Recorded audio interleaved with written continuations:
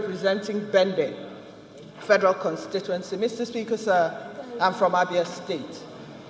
Mr. Speaker, I'm glad that I was given the opportunity to speak after we had come back from the Senate chambers, because then what it is that we felt that the National Assembly was under attack became even more gruesome when the Deputy Senate President said armed men pulled out guns on sitting senators and attempted to abduct 2 senators.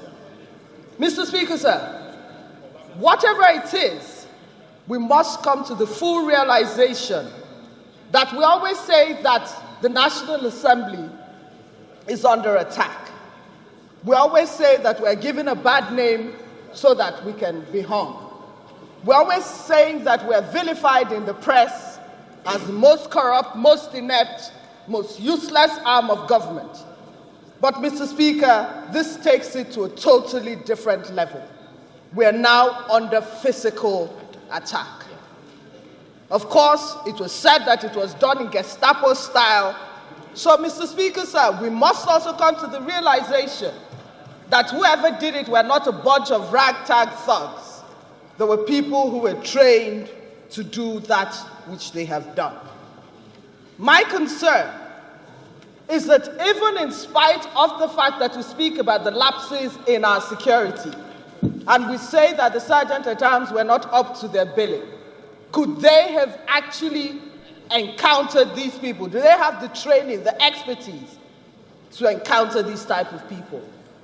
Mr. Speaker, I think that as we speak about what happened today in the Senate, I also want us to realize that over time, our institutions are being eroded, physically attacked. We're sitting ducks, as the leader said. But more than that, our democracy is under attack. More than that, most members of the National Assembly go to their constituencies, and because of the sentiments that have been whipped up in the press, they're stoned, they're attacked. In the press, we are the most vilified.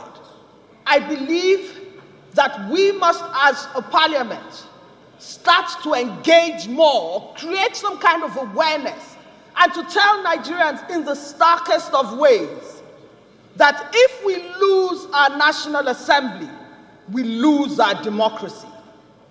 That if this institution is rubbished, the freedom to gather at Eagle Square, the freedom to gather at Unity Fountain, the freedom to speak out when our rights have been infringed upon, the freedom to make the choices of who leads us has been yanked away from our hands. We go back to what has been called the dark days of dictatorships. Mr. Speaker, my dear colleagues, I think the time has come for Nigerians, for me to implore Nigerians, that everywhere in the world it is said that people do not like the legislature, but they like their legislators because of what they represent. I think the time has come for us to start to realize that in spite of the stories out there about the National Assembly and all our crimes and all our sins, even in the face of evidence that the other arms of government are more corrupt than the National Assembly. Yes. Every time they say to us that the National Assembly is the problem of this country, and yet, when there was the fuel scarcity and so on and so forth, everybody said, had the National Assembly been in session, this would never have happened.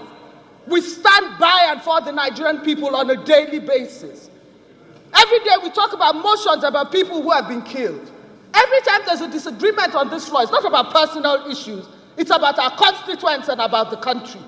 I think that Nigerians must start to give us the pride of place that we have, that we are the people that hold up this democracy. Nigerians should for 1 minute imagine what Nigeria would be without the people gathering here to speak their voices. And if we support anybody, under any guise, in any way, to take away those freedoms, the National Assembly would have lost probably jobs, but the Nigerian people will lose even more: their freedom, their ability to choose, their ability to gather, their ability to say this is wrong, and they will not have voices that say it for them. My dear colleagues, for me, this is a very sad day, and I hope that we all Go back to our constituents and tell them about the gains of having this institution. Thank you.